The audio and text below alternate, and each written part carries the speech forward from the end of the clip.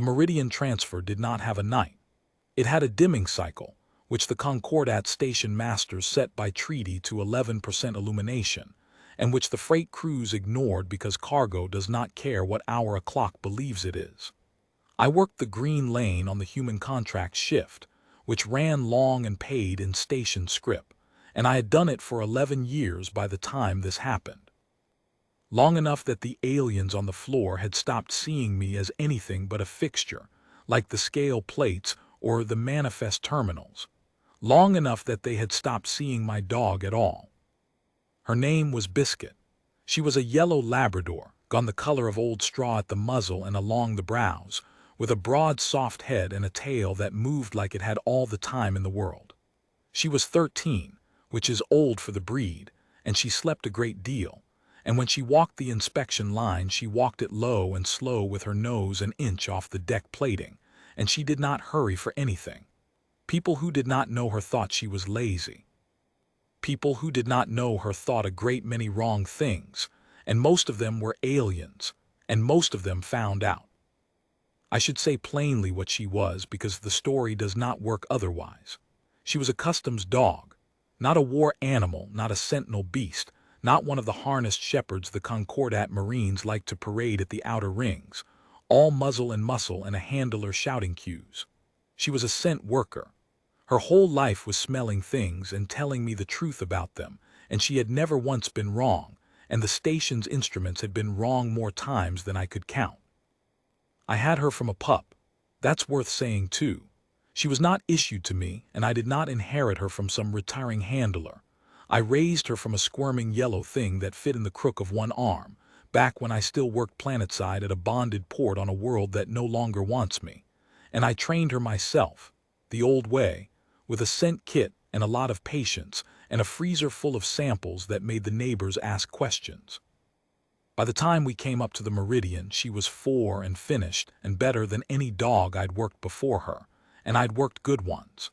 There is a thing that happens with a scent dog and its handler over years, a kind of shared language that isn't words and isn't quite instinct, where you learn to read the animal the way it reads the air. I could tell from the set of her shoulders whether a hold was clean before she'd hit on anything. She could tell from the way I stood whether a shift was going to be trouble. We had that. 11 years of it. You do not build that with a beast the Concordat hands you in a harness. The friction on the Meridian in the end was the instruments. It always is. The station ran its inspections through a bank of Concordat sensor arches, great ribbed things the color of wet slate, each one taller than 2 men, humming with a field you could feel in your fillings. A consignment rolled through the arch on the conveyor, the field read it, and a panel lit green or amber or red. Green meant clean. Amber meant hold for manual. Red meant seal it and call the containment crew. The arches were expensive and they were precise, and the Concordat was very proud of them. And the aliens who ran the floor treated a green light the way a devout man treats scripture. I have watched a Vresh inspector wave through a load his own eyes told him was wrong, because the arch said green, and the arch does not lie. And to doubt the arch is to doubt the Concordat, and a Vresh would sooner doubt his own name. I treated it the way I treat weather. Useful, mostly right, occasionally catastrophic. I had seen the arch pass an amber load as green because a calibration technician was 3 shifts behind on his rounds. I had seen it flag a crate of ceramic insulators as biohazard because a field emitter was fouled with dock grease. It was a magnificent machine, and it was a machine. And machines have days. And the only thing on that floor that never had a day was asleep against a cargo pillar with her chin on her paws. A word about the days, because it matters to what came after. A shift on the green lane ran 14 hours and moved somewhere near 600 crates, and Biscuit worked all of them. Not continuously, she was 13, and I rested her, and she rested herself, curling up against the pillar between haulers with one ear cocked at the conveyor. But when a load rolled, she worked it, every crate, and in 11 years I had never once seen her let a wrong one past. 600 crates a shift, 5 shifts a cycle, 11 years. Do the arithmetic, and it is a number of crates I cannot say aloud without it sounding like a boast, and out of all of them, the ones she sat on you could count on your fingers. A dockworker's severed thumb in a machine parts crate, missed by the shipper, found by her. A stowaway in a refrigerated hold, half dead and hidden behind false protein, that she pulled out of a green-lit crate while the arch read nothing but meat. Contraband twice.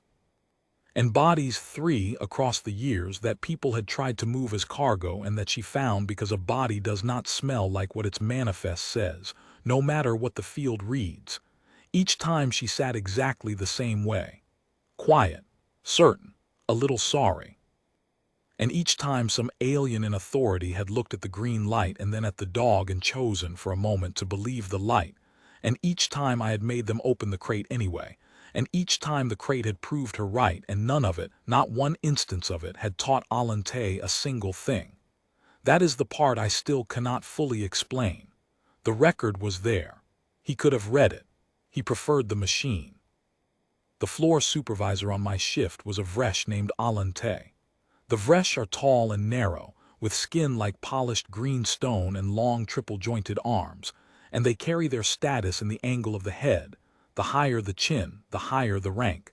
So a Vresh in authority spends the whole shift looking down the length of its own face at you. It is not arrogance to them. It is grammar. But it reads as arrogance to a human, and after 2 years of it I had stopped making the allowance. Alante looked down at me, and at Biscuit both, and had made it a small pleasure of his working life to remind me that the arch did not need us. The relic sleeps again, he said that first shift, the one where it started, the way he said it most shifts, watching Biscuit doze against the base of a cargo pillar. His translator gave it a dry click at the end, which is the Vresh sound for a joke that flatters the speaker. 11 years human, and still you bring the animal. The arch reads to the molecule. What does the nose add? A smell of dog. She earns her rations, I said. She earns her nap. He clicked again. When the arch is wrong, I will wake her myself, on my knees if you like. He found this very funny. His 2 subordinates, a pair of younger Vresh whose chins had not yet earned much height, called Dresk and Vanu, though I only sorted their names later, made the throat flutter that passes for laughter among them. I had heard it all before, so I did not answer. Biscuit did not so much as crack an eye. She had learned long ago that Alante was noise, and she did not spend herself on noise. That was the thing about her that the aliens never understood, right up until they understood it all at once. She had a fixed amount of attention, and she spent it only on things that were true. Alante was not true. He was just loud. A dog knows the difference better than most people do. Let me give you the floor as it was, so you understand what she was working against. The green lane was noise and stink and motion. 100-meter run of mag conveyor feeding the arch. Crates coming off the haulers in a steady clatter. The field hum under everything. The reek of a dozen species of dock crew and the machine oil, and the ozone off the arch, and the Swedish tang of whatever exotic freight had cracked a seal that shift. To a nose like hers it must have been a scream of information, all of it at once, all the time. And through all of it she walked her line, slow, low, nose an inch off the plating, sorting the scream into the true and the untrue the way you or I might pick a single voice out of a crowd. She did not hit on the exotic freight or the machine oil or the crew. She hit on the things that were wrong. In 11 years, I had learned to trust that she could do it. But standing on that floor, I never once stopped being quietly amazed that she could.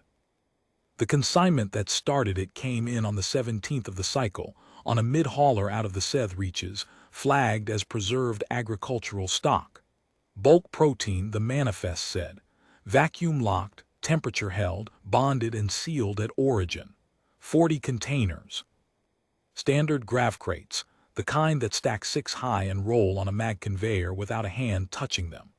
The sort of consignment that clears a green lane in 9 minutes and is forgotten by the 10th. Reach protein is the most boring cargo there is. It moves by the 1,000-ton. Nobody looks at it twice, and the arch looks at it exactly once, and that is the whole point of a green lane, to move the boring true cargo through fast so the crews can spend their attention on the loads that need it. It cleared in 9 minutes. Every crate went through the arch and every crate lit green, a long, clean row of green lights marching down the panel like a good report card. Alante logged it, chinned it toward the bonded holds and moved on to the next hauler. I would have moved on too. Biscuit didn't. She had been walking the line while the crates rolled. That was the arrangement. The arch read the field and she read the air, and mostly the two agreed and nobody thought about her. But on crate 19 she stopped. Not dramatically. She just stopped walking and put her nose down toward the seam of the crate as it passed, and her tail, which had been going in its slow, contented sweep, went still. It did not tuck. It did not bristle. It simply stopped, the way a clock stops, and hung there level. Then the crate rolled on toward the holds and she watched it go, and she sat down. I have worked scent dogs my whole adult life, and before Biscuit I worked 2 others, and I will tell you the thing they never put in the training manuals. A dog telling you a bag has narcotics and it looks excited, bright, quick, up on its toes because narcotics are interesting and a little sharp and there's a game in them. A dog telling you a container has a body and it looks like Biscuit looked. Quiet, certain, a little sorry. There's no game in death. She'd found bodies before in my planetside years. A missing dock worker in a sealed reefer once that took me a long time to stop dreaming about. And she'd sat exactly like this, and looked at me exactly like this, patient and grave, waiting for me to catch up to the thing she already knew. Something in 19, I said. Alante did not turn around. 19 read green. She says otherwise. Now he turned slow, the chin coming up. The arch read to the molecule human. 19 is bonded protein, origin sealed. There is nothing in 19 but frozen meat. He looked at Biscuit, who looked back at him with the patient, faintly disappointed expression she reserved for people who were about to make her repeat herself. The animal smells the meat.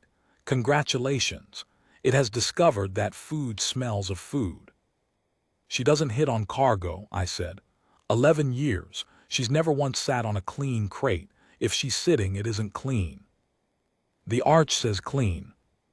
Then the arch is wrong. That got the throat flutter from the young ones, but Alante didn't laugh.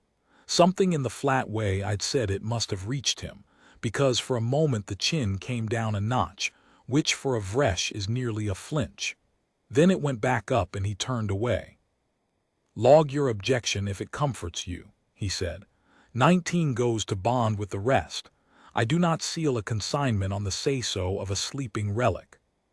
So 19 went to bond with the other 39 and I logged my objection, which is a thing a floor clerk is allowed to do and which is filed in a place no one ever reads, and Biscuit and I finished the shift. She was quiet the rest of it. She did her line, she cleared her crates, she took her water. But when we walked back to the crew berths in the dim cycle, she stopped once at the mouth of the corridor that led down to the bonded holds, and she stood looking down it for a long moment. And then she came when I called. She always came when I called. That was not the point. The point was that she'd wanted to go the other way. I want to be honest about what I knew and when. I did not know there was anything wrong with 19. I knew my dog was sitting on it, and I knew what that had meant every other time in 11 years, and I knew the arch had a green light burning next to a crate my dog had called dirty. That was all. But that was enough to keep me from sleeping, and it kept on being enough, because the thing did not resolve itself in a shift. It took 3. The next shift, I walked her past the bond corridor on the way in, and she stopped again and put her nose up into the draft coming off it and sat. I noted the time and the draft, and the fact of it, in my own log, the private one, the one no Vresh reads. I went to the Archbank and I pulled the read record on the Seth consignment, all 40 crates, and I looked at 19's line and it was green and clean and origin locked, and it had been rescanned in the overnight inventory sweep and read green again. Twice green now. The machine was sure. Alante caught me at the terminal and enjoyed it. Checking the arch's work human. Perhaps you would like to check the station's air recyclers as well. The animal may have opinions about those too. Click. Dresk and Vanu fluttered. I let it go. There is no percentage in arguing with a Vresh who has an audience. But I want to sit in that second shift a moment longer, because it was the shift that taught me the real danger. And the real danger was not the crate. The real danger was how easy it is to be right and disbelieved, and how quickly a room full of reasonable beings will choose the machine over the animal, because the machine flatters them, and the animal only tells them the truth. I watched it happen all shift. Twice more, loads came through that Biscuit walked clean and the arch called clean, and both times Alante made a small show of it, glancing at the dog, glancing at the green panel, giving the little click, as if the agreement between them proved the arch didn't need her. He had it exactly backward, and I could not make him see it. When the arch and the dog agree, the agreement proves nothing, because they agree on the easy true things all day long. The whole value of the animal is in the one crate a shift, or the one crate a month, or the one crate a year, where the arch is confident and the nose is not. That is the entire point of keeping her, not to confirm the green lights. To catch the green light, that's wrong. And the only way to know a machine can be wrong is to keep something beside it that answers to a different master, not to calibration, not to warranty, not to the Concordat's pride, but to the plain physical truth in the air. He'd had that beside him for 11 years and thought it was a nap. Around the midpoint of the shift, I did a thing I don't usually do. I walked Biscuit down the length of the green lane on the lead, slow, past every open hauler in the queue, letting her read the whole floor.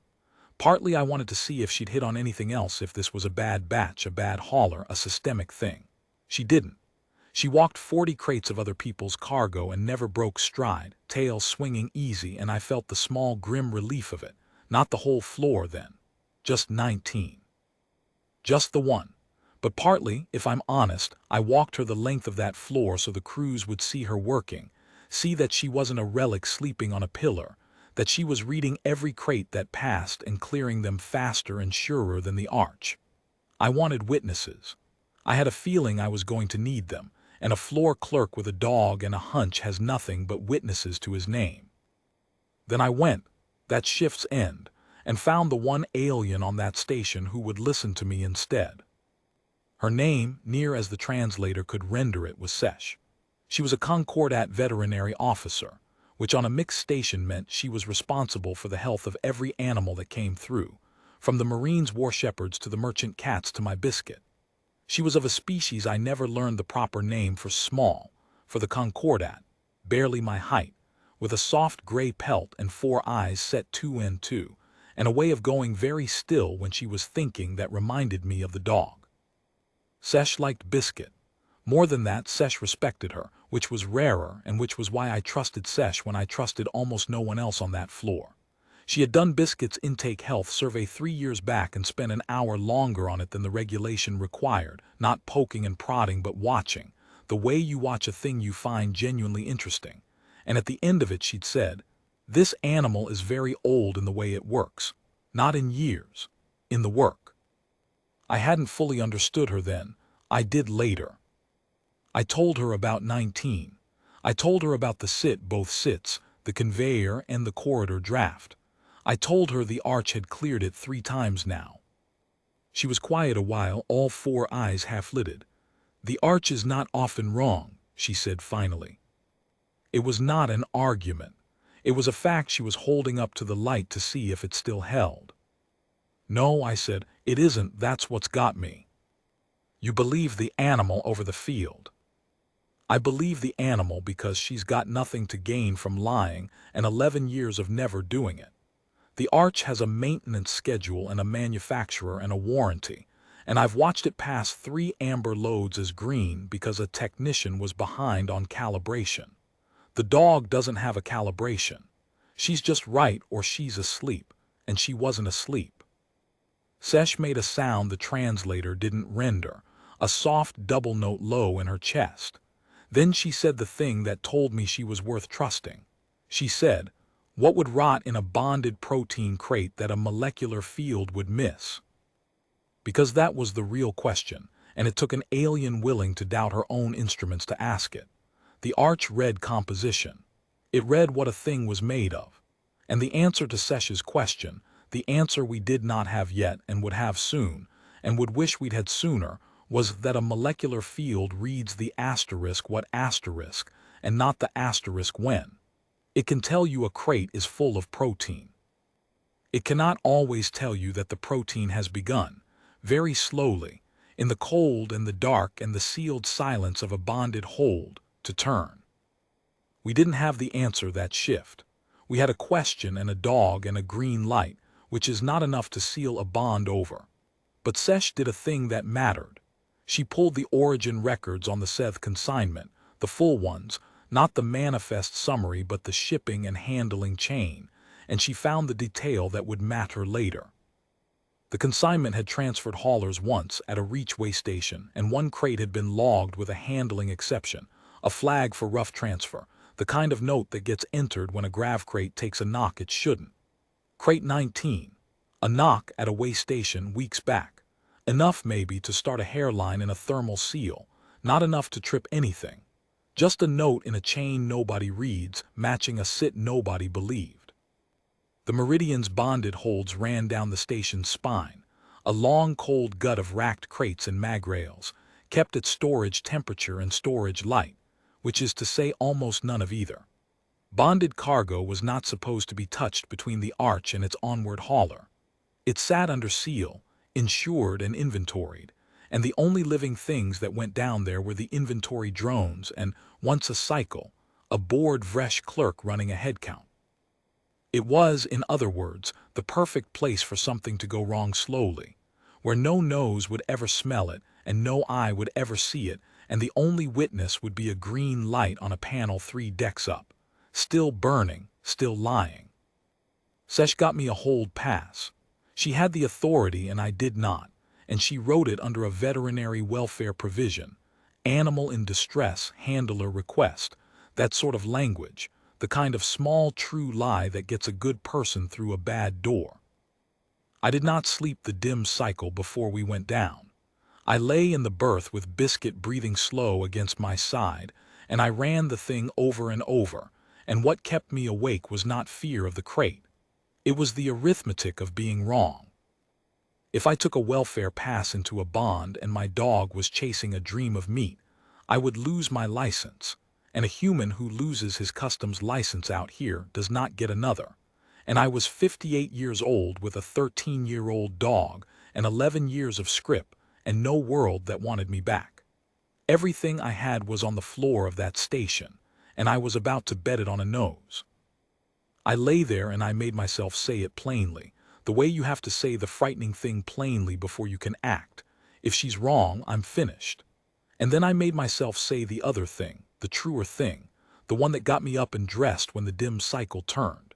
She has never been wrong, and if I don't go down there and she was right, I'll spend whatever's left of my life knowing I let a machine talk me out of my own dog. I got up. She got up when I got up without being asked, and stood by the berth door with her tail going slow, ready to work, certain as she'd been about everything her whole life, and that certainty of hers is the only thing that carried me down the spine.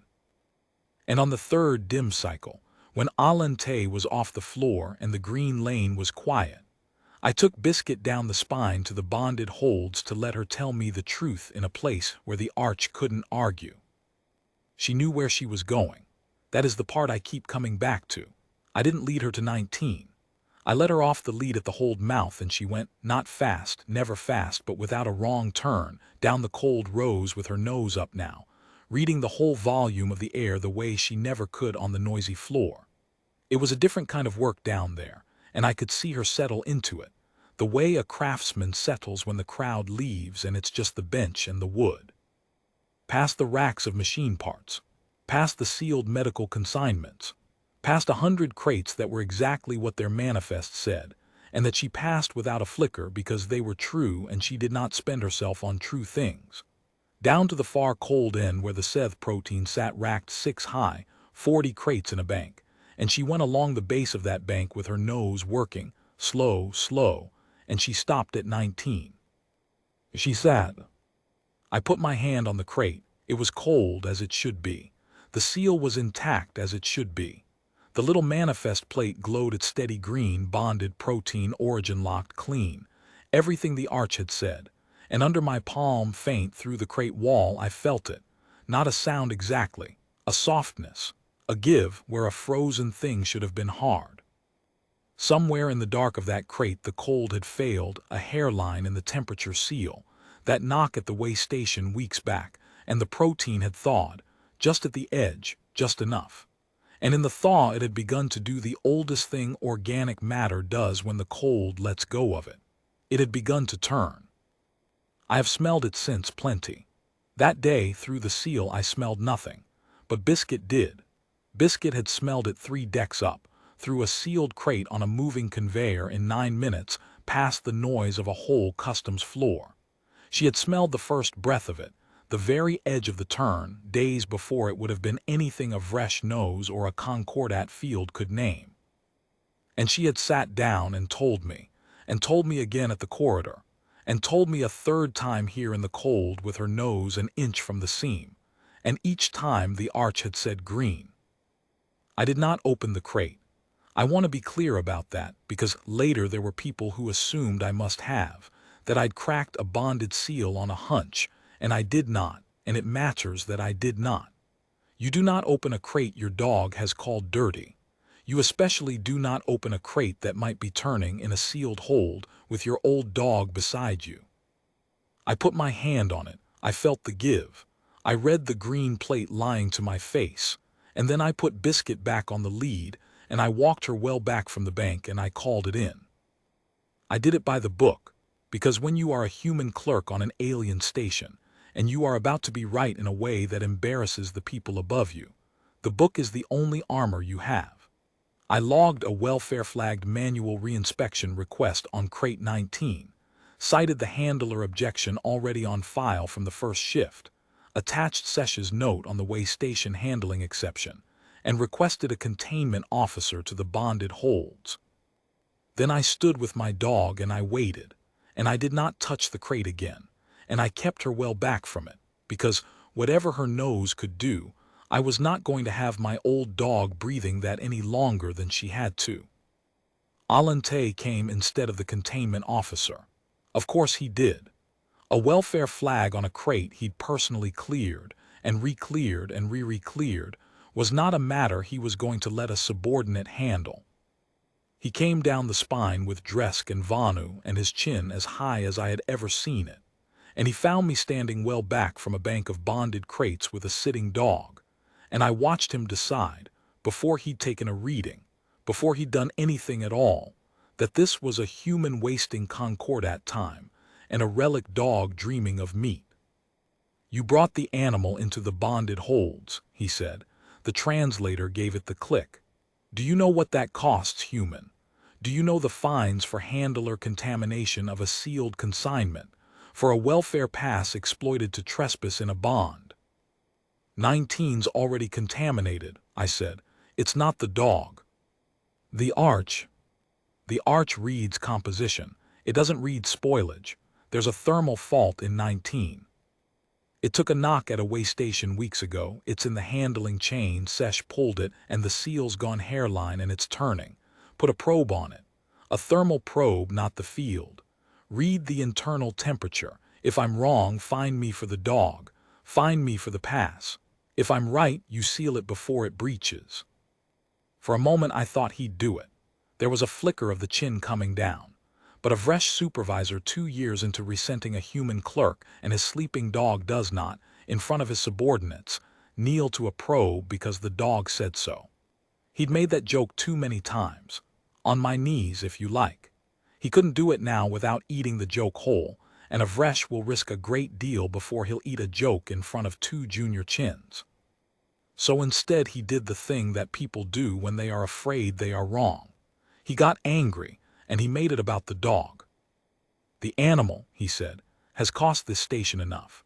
A relic you drag through my floor that sleeps on my consignments that now trespasses in my bonds, and you would have me tear open a sealed origin-locked crate, void the bond, void the insurance, void the manifest, invite the shipper's grievance because it sat down. The chin was all the way up now, quivering with it. 3 times you have brought me the animal's opinion. 3 times the arch has answered it. I will not tear a bond on the 4th. I will log the contamination against your license, and I will have the animal removed from the freight deck's pending review, and I will." He reached for her. I want to be careful here, because this is the part people always want to hear about, and it is the part I am least willing to make into a spectacle. Alante reached for Biscuit's lead to take her, to haul her off the deck himself, to make the point with his hands that his authority extended to my dog. And I did the only thing I did in this whole affair that I'd call quick. I stepped between them, and I put my body where his long green hand was going, and I said, quietly, the way you say the last true thing before something breaks. "Don't." He stopped, not because of me. I'm not a large man, and Alante had 2 subordinates and a station's authority behind him, and I was a freight clerk with a graying dog. He stopped because Biscuit had stood up. She didn't growl. I need you to understand that she did not make a sound. She simply rose from her sit, unhurried, the way she rose from a nap when she decided the nap was over, and put herself a half-step forward between me and his reaching hand, and she looked up at him. That was all. Soft eyes, ears forward, that broad, patient face. She looked up at a Vresh supervisor with his chin at its full, arrogant height, and she held his gaze, and she did not blink, and something in the animal part of him, the part that is older than status games and translator clicks, the part every living thing keeps under the newer machinery of what it thinks it is, read what it was looking at and went cold. I have thought a great deal about what he saw. He saw an old yellow dog. That's all that was there to see. But I think what the older part of him understood in the second before his newer parts could argue was that the animal in front of him was not afraid, and had never been afraid, and was regarding him the way a thing at the top of its world regards a thing that has just made a mistake it hasn't noticed yet. There was no threat in her. That was the threat. A creature that meant you harm shows you the harm, bears it, sounds it, makes the display so you'll back off before it has to follow through. She made no display. She simply declined to move and looked at him, calm as still water, and let him work out on his own that the calm was the most dangerous thing in the room. His young ones felt it too.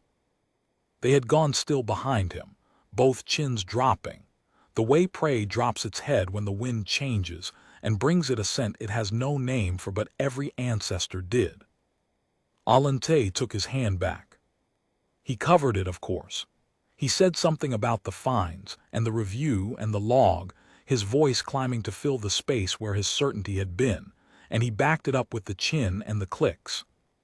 But he took his hand back and he did not reach for her again, and when I said one more time very evenly, "Put a thermal probe on 19, he stood there for a long moment, and then he turned to the taller of his young one's Dresk, and said, in the flat-clipped Vresh that the translator gives no color to, "Get a probe."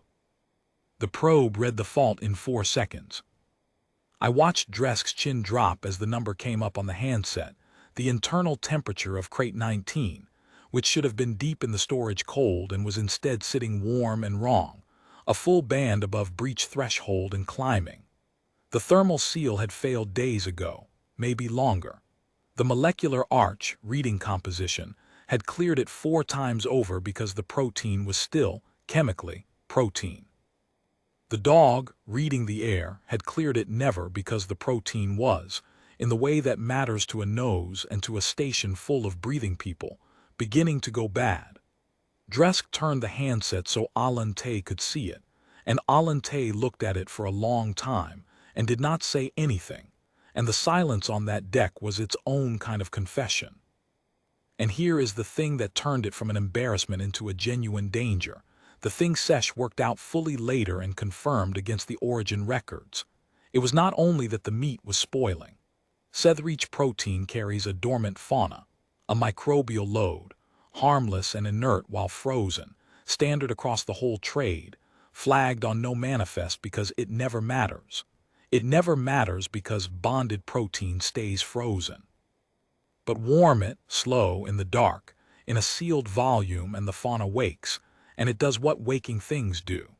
It multiplies and it produces, and by the time crate 19 breached its seal on its own, which the thermal read said would have been within 2 dim cycles. It would not have released spoiled meat into the bonded holds.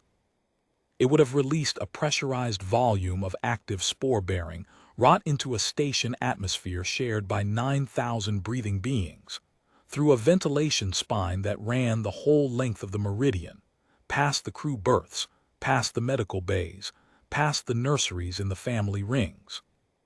The arch would not have caught that either. That is the part I need people to sit with. On the morning of the breach, the arch would still have been reading 19 as bonded protein, clean, green, right up until the hold sensors screamed and the spine started carrying spores toward the nurseries. The arch reads what a thing is. It does not read what a thing is becoming. And the difference between those two readings, in a sealed cold hold on a mixed station, was the difference between a boring cargo shift and a mass casualty event. And the only instrument on the whole meridian that could tell them apart was asleep against a cargo pillar 4 times a shift and gray at the muzzle and 13 years old. They sealed 19. Then they sealed the whole bank because by then Sesh had arrived. I'd flagged her the moment the probe read hot, and Sesh did the thing the Arch and Alante could not, which was reason from the dog's certainty outward.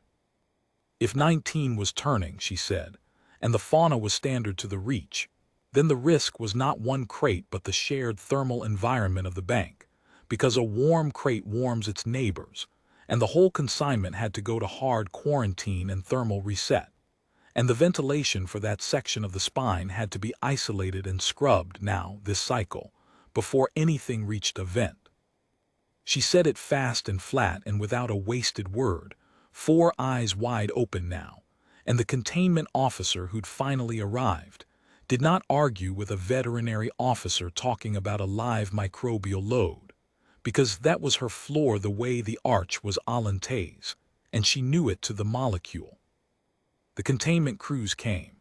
The section went dark and sealed and cold, colder than storage, cold enough to put the waking fauna back to sleep while it was purged. I stood at the isolation line for the whole of it, because a handler does not leave while the thing his dog called is still open, and I watched the operation the way you watch surgery on someone you love, understanding almost none of it and unable to look away. They ran it in stages. First the vent isolation, a crew sealing off the spine section with hard baffles and confirming the seal on a panel that turned, for once, a green I was glad to trust. Then the thermal drop, the section chilling past storage cold into something that frosted the isolation glass. The readouts sliding down degree by degree, while a fresh containment officer called the numbers in that flat clipped way of theirs. Then the crate itself, 19, lifted from the bank by a drone arm and moved into a hardshell containment cell without a single living hand touching it, and the whole bank of 40 behind it flagged for reset, because Sesh had been right that a warm crate warms its neighbors, and you do not trust a bank once one of its members has turned. It took a cycle and a half. Valves and readouts and suited figures moving without hurry, and the only sound the hum of the cold plant working and the officer calling numbers, and me at the line with an old dog asleep at my feet because her part was long finished. That is exactly what a disaster looks like when you catch it early enough. Boring, procedural, a thing handled quietly in the cold, off in a sealed section where no one had to watch. I felt the thing you feel when a near miss resolves, which is not triumph. It is a kind of sickness. The understanding of how close, arriving all at once after the danger's gone and your body finally lets you feel it. I stood at that isolation line watching the section temperature bottom out safe, and I thought about the family rings up spine, the nurseries, the shared air, and I had to put my hand on the wall. Nobody died. That is the whole of the violence in this story, and it is a violence that did not happen, prevented by a nose. I have no snarl to give you, no throat, no spectacle.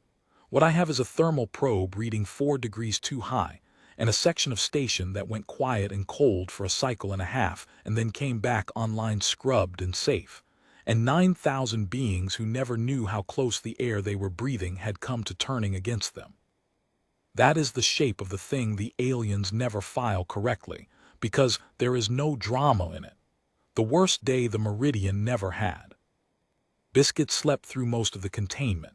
Of course she did. Her part was done. She had smelled the truth and sat down on it 3 times and stood her ground once for a half-second over a reaching hand, and then the humans and the reasonable alien had taken it from there, and there was nothing left for an old dog to do but wait out the cold in the warm curl of a crew berth with her chin on my boot. I sat up with her the whole cycle and a half. I don't know entirely why. I think I did not want her to be alone in a station that had just been saved by her, and did not know it. I think, too, that I needed to sit with something true after a shift spent watching a machine be believed over a living thing that was right. Alante knew it. That was the part that mattered to him, and I'll give him this. When it was over, he came and found me, and his chin was not high. It was level, which for a Vresh addressing a subordinate is nearly a bow. He stood at the mouth of the crew berth and looked at the sleeping dog for a while before he said anything. "The probe red hot," he said finally. "I heard 2 cycles." He said it slowly, and the translator gave no click at the end because it was not a joke. The containment officer's estimate, 2 cycles to breach, into the spine. He was quiet again. Then in a different voice, one I'd never heard from him. "I cleared it 4 times. The arch cleared it 4 times. And he stopped. He looked at Biscuit. He could not even now quite make himself say it plainly, but he got close, closer than I ever thought a Vresh supervisor would get. "The animal cleared it never." "She's not lazy," I said. "She just doesn't argue with clean crates. There's no percentage in it. She only spends herself on the ones that are wrong." He was quiet a long moment. Then he did the thing I will remember about him, the thing that made me stop hatting him, which I had done comfortably for 2 years and gave up that cycle. He came into the berth slowly, the way you approach a thing you have decided to respect, and he lowered himself, all his narrow height, down onto one knee on the deck plating beside my sleeping dog. A Vresh does not kneel. I need you to understand what that costs them. It is the single most status-costly thing their body can do. It is the posture of a defeated challenger, of the lowest chin there is. A thing of Vresh will go a whole life without doing once. And Alante, who had joked for 2 years that he would wake the relic on his knees when the arch was wrong, knelt on the deck of my crew berth and put his long green hand very gently, an inch above her ribs, not quite touching, the way you hold your hand over a fire to feel that it's real. Biscuit opened one eye, looked at him, decided he was at last true or true enough or done being noise, and she thumped her tail once against my boot and closed the eye again. "On my knees," Alante said very quietly to no one, and there was no click at all. The section came back online a full cycle after that. I was there when it did, because I wanted to see the vent seals lift and the air move again through a spine that had come within 2 cycles of carrying rot to the nurseries. It was undramatic, as the whole thing had been undramatic. A panel turning from isolation amber to running green. A low sigh of recyclers spinning up. A containment officer signing off and walking away already thinking about her next task. 9,000 beings went on breathing and never noticed the breath they'd nearly lost. That is the strange arithmetic of prevention. The catastrophe you stop leaves no mark. There is no monument to the day the spine didn't breach. There is only a dry line in a report and an old dog asleep on a boot. And if you want the thing remembered, you have to remember it yourself, out loud on purpose, which is part of why I am setting it down. What changed was small, and I noticed all of it. Dresk, the young one who'd read the probe, started leaving a strip of dried protein by the pillar where Biscuit slept, not asking, not making a show, just leaving it, the way you leave an offering at a thing you've decided to respect. Vanu, the other one, took to walking the far end of the line himself when a perishable load came through, watching the dog work, and once I caught him copying the way I read her shoulders, tilting his head to catch the set of them, learning the language without being taught. The crews that had called her the relic stopped calling her the relic. They called her by name, which they had never bothered to learn before, and got it slightly wrong in the Vresh way, Bisku, Asterisk, they said, biscu, and she answered to it. Because a dog does not care how you pronounce the hand that feeds it, only that the hand is true. He filed the incident correctly, which I did not expect. Most of them wouldn't have. It would have been the easiest thing in the world for a Vresh supervisor to write it up as a thermal seal fault caught in routine inventory, the arch and the crew performing as designed, no relic dog anywhere in the record, and no one alive would have known to contradict him. The Concordat report on the Meridian Near breach names the thermal seal fault and the ventilation isolation and the quarantine protocol, all the machinery of the save, and it is a dry document that 9,000 beings owe their lungs to and none of them will ever read. But there is a line in it, near the end, in the section for contributing factors, that Alante put there himself and would not let the reviewing officer strike. I have read it. It says that the fault was first identified by a Terran scent canine, designation biscuit, handler ash, C, in advance of instrument detection, and that the arch's molecular field is, by design, blind to spoilage state and should not be treated as sufficient for perishable bonded consignments without organic scent verification. That last part became policy. Reach wide, eventually. Every bonded protein lane in the Concordat runs a scent verification now, alongside the arch, because a green light on a molecular field tells you what a crate is and not what it is becoming, and the difference between those two things is 9,000 pairs of lungs.